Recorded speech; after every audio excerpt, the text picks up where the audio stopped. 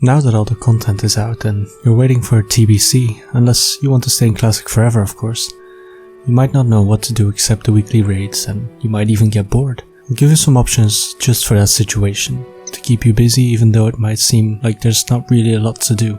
So before you rage quit, here are 10 things to do when you're bored in Classic World of Warcraft. First up is weapon proficiencies.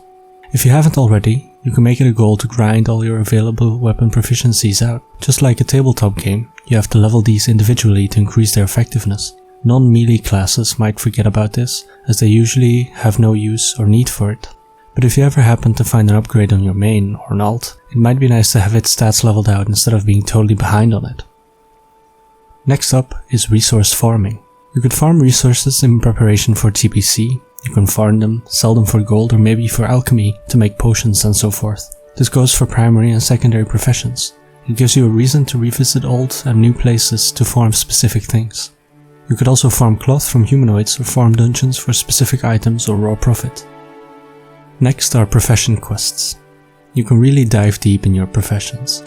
Some secondary professions like cooking and fishing have some unique quests tied to them. For fishing, the Ned Pagel quest comes to mind, which requires you to have 225 fishing, and you have to go search islands off the coast of a noxious swamp to find them. Cooking quests are similar but less dangerous. Chefs to be will go to Gadgetzan on a hunt for cheese instead of ferocious animals. These quests give you some unique recipes and some experience as a reward. Next up is PvP. World PvP has no limits. You could terrorize the lands of the opposite faction, you could form a raid or two and invade a city, or just tag along with some friends and gang people.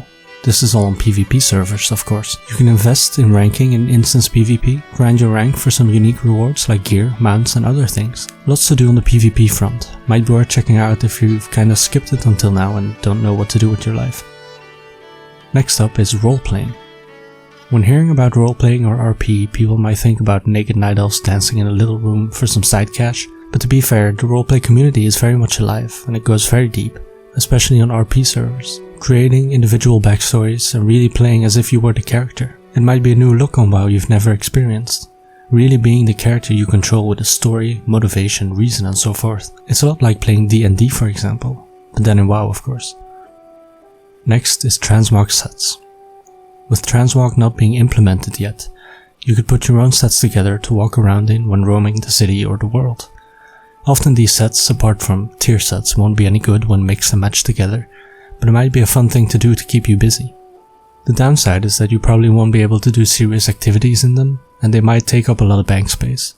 But other than that, it might seem like a nice goal to chase, especially if you have a business setup like enchanting, so you really stand out in the crowd.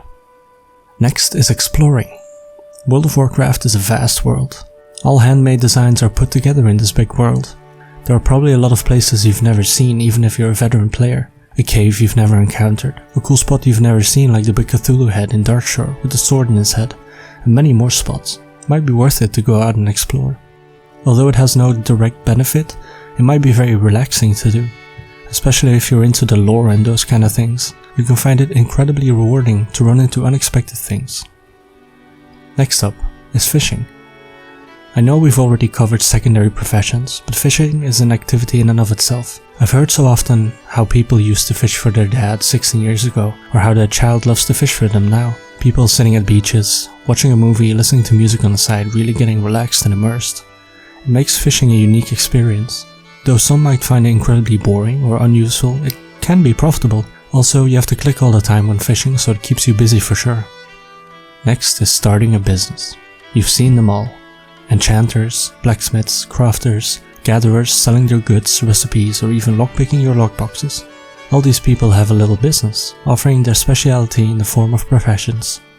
But we've also seen the rise of people selling boosts, tank servers, or on a bigger scale, guilds offering boosts through raids and whatnot. Most things can be turned into a business. It might be worth investing in training a profession or learning how to boost a dungeon as a mage to offer it and make big money in return.